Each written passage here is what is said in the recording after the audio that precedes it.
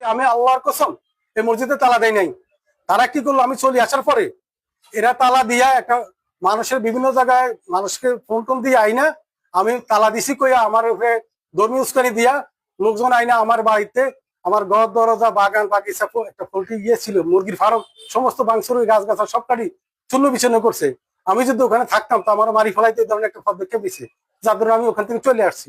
আমি মোহাম্মদ বাচ্চু মিদ্দা, আমার গ্রামের বাড়ি গাবদরগা বিদ্যাবাড়ি।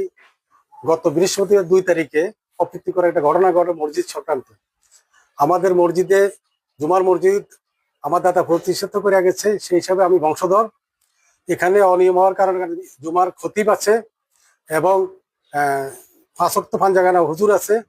ওনারা দায়িত্ব পালন না করে যিনি পরিষ্কার পরিচ্ছন্নতা কর্মী ওনার দিয়ে আজান দেয়, উপস্থিত থাকে না, তখন আমরা মসজিদে গেলে আমরা নিজেরাই ইমামতি করতে হয়। যারা অনেকে সুরা করা ঠিক না, কিন্তু এই যে মর্জেন উনি প্রতি মাসে বেতন নেয়, কিন্তু উনি ওনার দায়িত্ব পালন করে, একবার আজানে দেয় না, দেয় ওই যে ঝাড়ুদার দিয়া।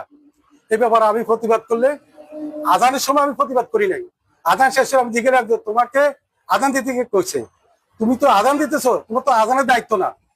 তাইলে এটা নিয়ে তর্ক আরো আমার বলে তুই কে। তখন ওই জাদুঘরের কাছে রুমের ভিতরে একটা ইয়া ছিল, ওই যে ফুলের জাদুর ডাক দিয়ে আমার একটা বাড়ি মারছে, মারার পরে আমি তার লগে হাতাহাতি করছি, এটা সত্য।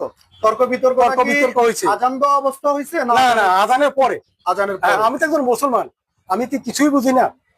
তারপরে আমি ওরে বললাম যে তোমার তো দায়িত্ব এটা না, যেদিন দায়িত্ব পালন করতেছে না কেন, এটা করার পর আমার তুই কে করার পর আমি কইলাম আমি এই মসজিদের প্রতিষ্ঠাতা জানি, ওনার নাতি, আমার বাড়ির সামনে, আমার এটা বলার দরকার আছে। তাছাড়া আমি একজন এই মসজিদের মুসল্লি।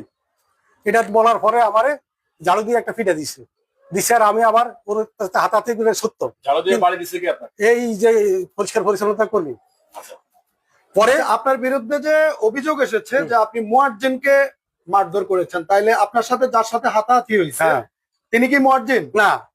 উনি জালুদার খাদেম, উনি না, উনি মসজিদের পরিষ্কার পরিচ্ছন্নতা কর্মী, উনার দিয়ে আজান দিচ্ছে। আচ্ছা, এই ঘটনাকে কেন্দ্র করে যে আমরা সরজমিনে দেখতে পেয়েছি যে মসজিদে তালা ঝুলানো রয়েছে, একবার আমি একজন মুসলমান বললে আমাকে তো নবীজি সুপারিশ না করে।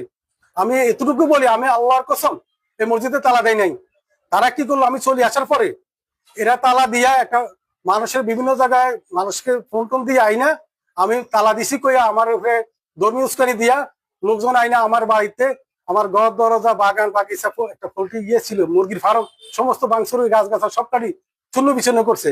আমি যদি ওখানে থাকতাম তো আমার মারি ফেলাইতে এই ধরনের একটা পদক্ষেপ দিছে, যার জন্য আমি ওখান থেকে চলে আসছি। আসার পরে উনি প্রশাসনকে জানাইছে সমস্ত মিথ্যা কথা,